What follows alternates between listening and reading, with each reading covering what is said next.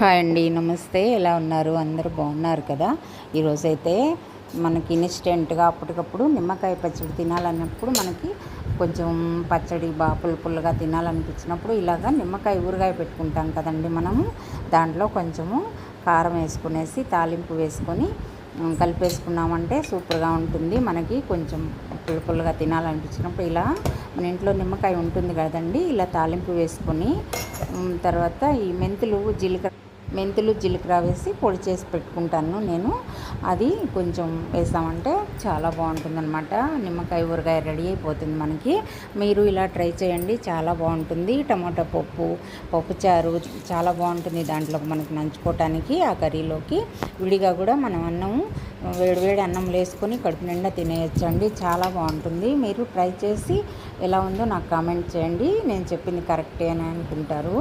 మన ఛానల్ని సబ్స్క్రైబ్ చేయండి, లైక్